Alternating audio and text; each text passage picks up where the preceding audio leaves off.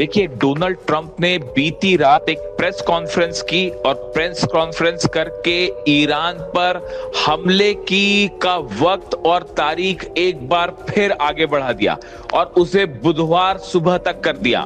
लेकिन उन्होंने ये भी कहा कि आज की रात यानी कि मंगलवार की रात ईरान पर आखिरी हमला हो सकता है और ईरान पर बहुत बड़ा हमला हो सकता है। उन्होंने कहा कि अगर ईरान हॉर्मूज को लेकर समझौता नहीं करेगा तो अगले 24 घंटे के अंदर, यानी उन्होंने बुधवार सुबह तक का टाइम दिया, लेकिन मंगलवार की रात को भी अमेरिका ईरान के गैस स्टेशंस और ऑयल स्टेशंस पर बड़ा हमला कर सकता है। इस तरह की धमकी प्रेस कॉन्फ्रेंस करके डोनाल्ड ट्रंप ने दी है, जिसके बाद आज की रात को कयामत की रात भी कहा जा रहा है और कहा जा रहा है कि आज इस जंग में बहुत बड़ा मोड़ आ सकता है।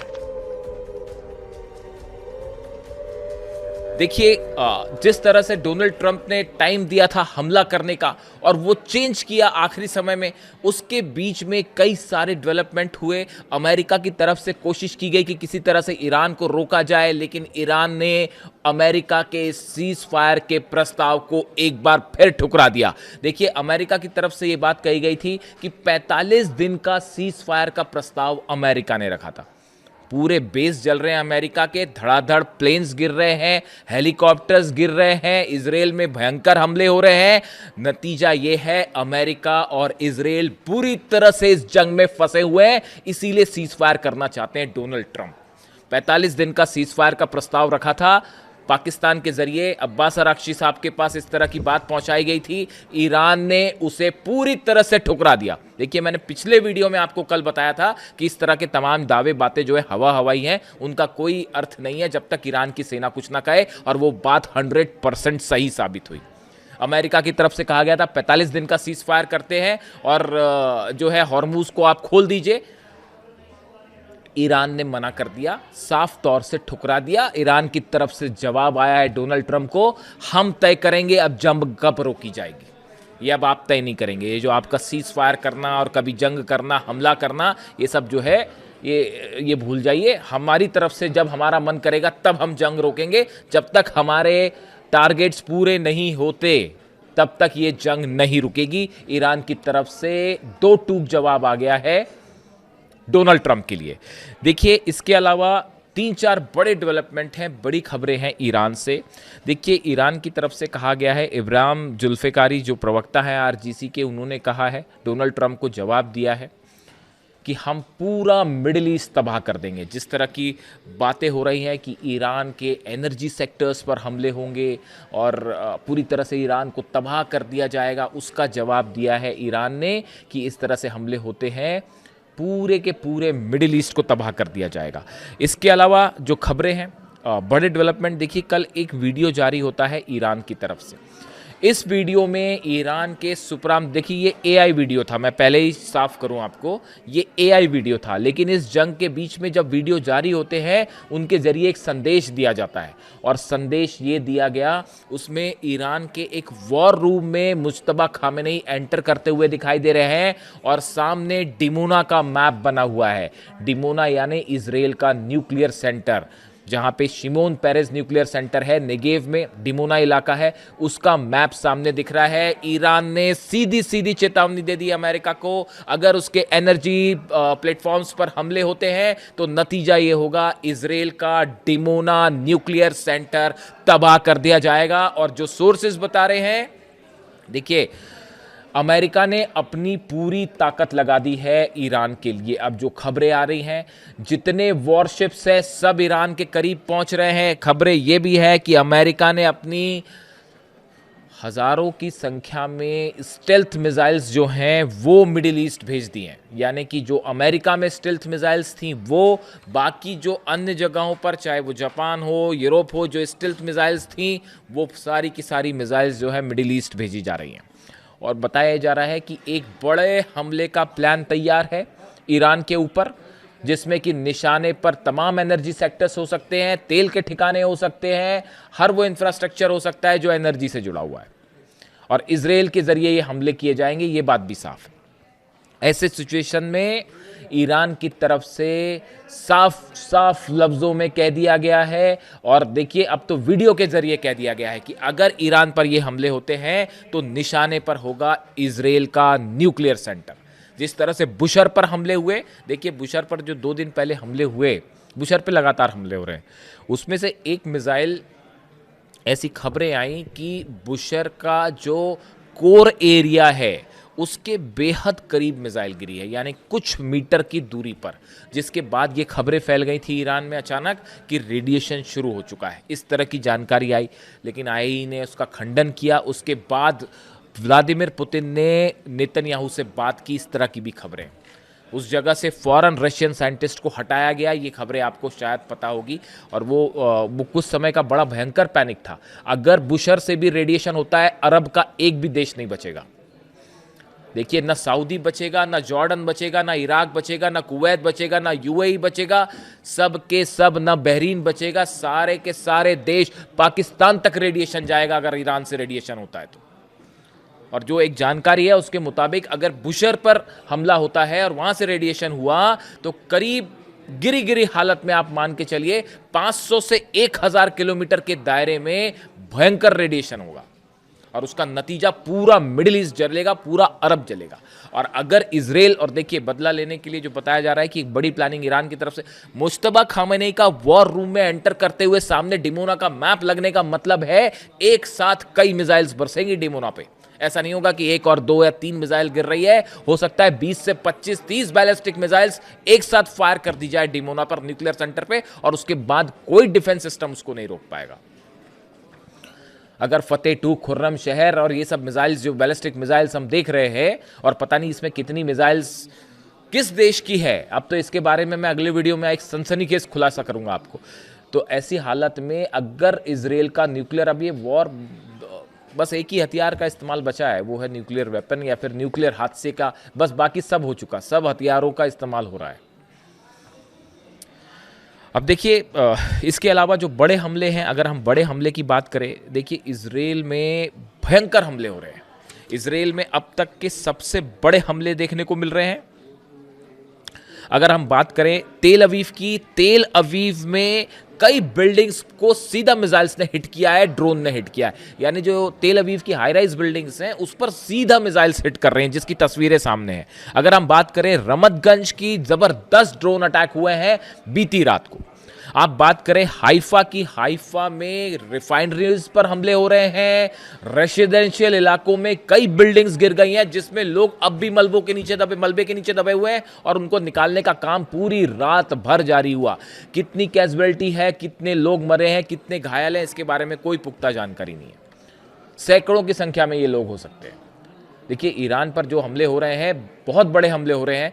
तेहरान पर जो हमले हुए, अलग अलग यूनिवर्सिटीज़ पर हमले हैं, फिर एक यूनिवर्सिटी को निशाना बनाया गया, अस्पतालों पर हमले हो रहे हैं। जिस तरह से इंफ्रास्ट्रक्चर को निशाना बनाया जा रहा है, उसी तरह से अब ईरान भी पलटवार कर रहा है, और उसमें सबसे बड़े टारगेट पे इजराइल रहा। देखिए, इसके अलावा हम बात करें हाइफा में रिफाइनरीज पर एक बार फिर तेजी से हमले शुरू हो गए।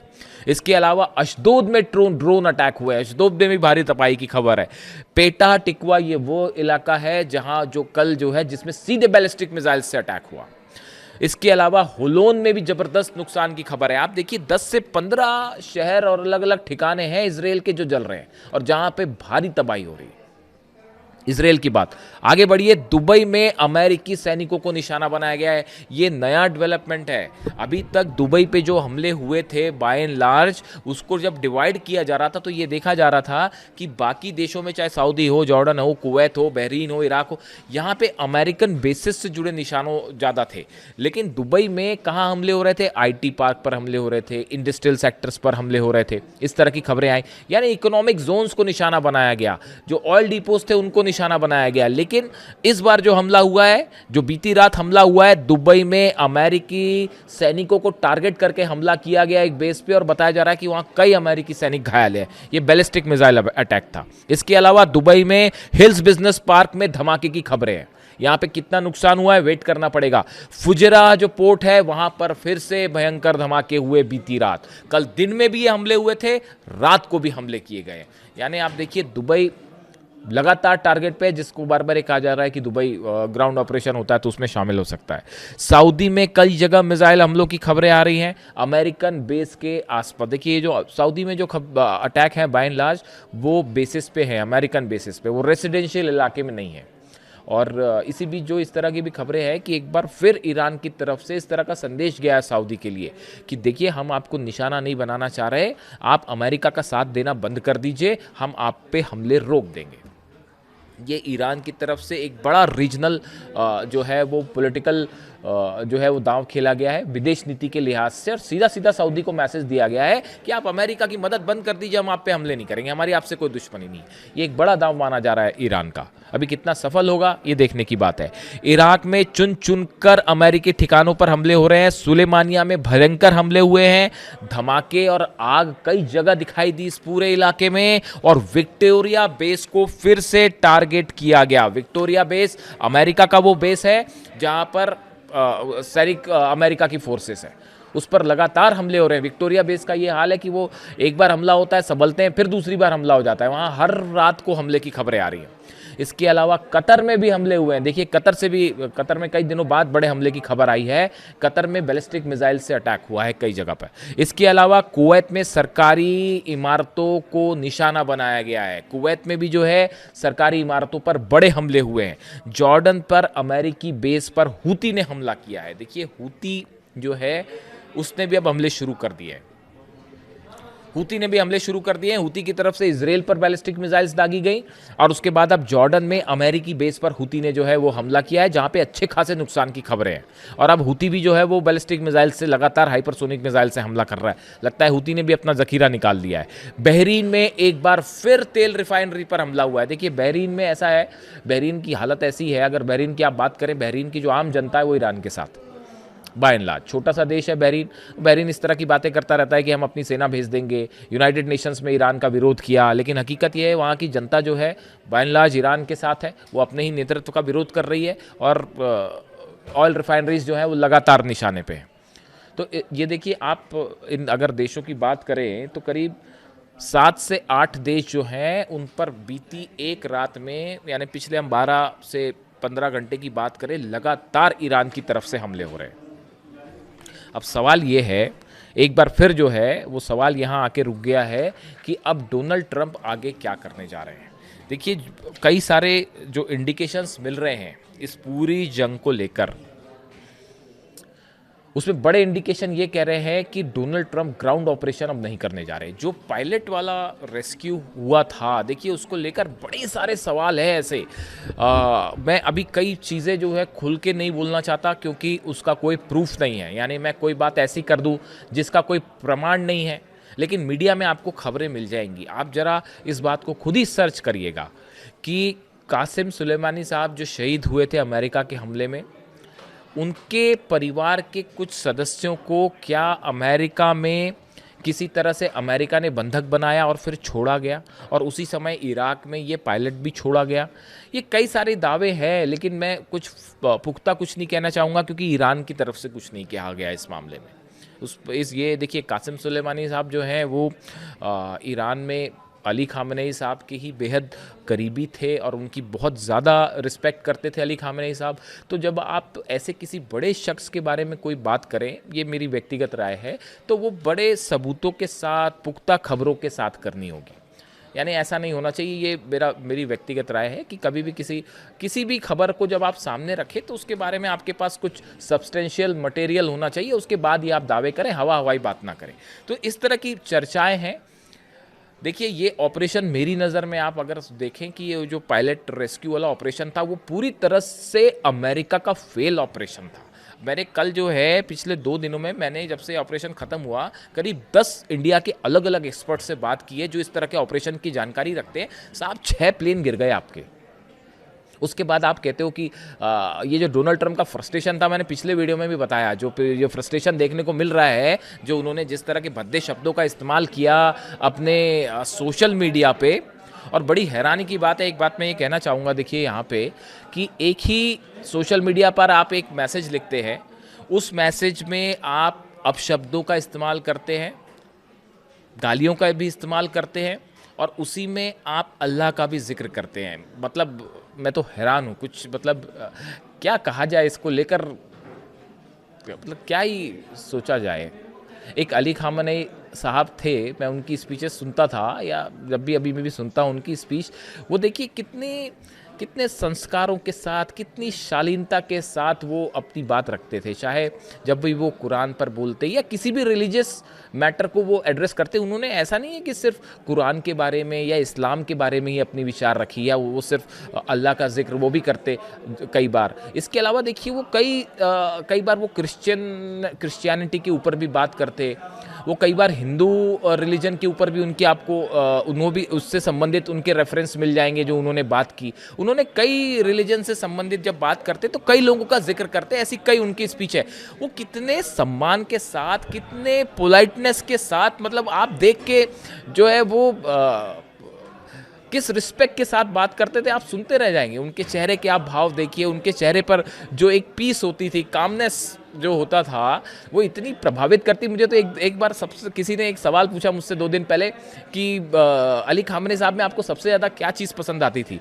उनके चेहरे पर मैंने उनको उसको तुरंत जवाब दिया, उन भाई साहब को जिन्होंने मुझसे सवाल पूछी, मैंने उनको तुरंत जवाब दिया कि अली खामनेई साहब की आप स्पीचेस सुनिए, उनके चेहरे पर बोलते वक्त जो शांति का भाव होता था, एक पीस होती थी भाई साहब, वो एकदम आउट ऑफ द वर्ल्ड, उसकी कोई किसी से तुलना ही नहीं हो सकती। मतलब आपके जैसे हमारे लोगों के पास अगर वो शांति आ जाए तो मतलब आपका तो जीवन ही ट्रांसफॉर्म हो जाए पूरी तरह से।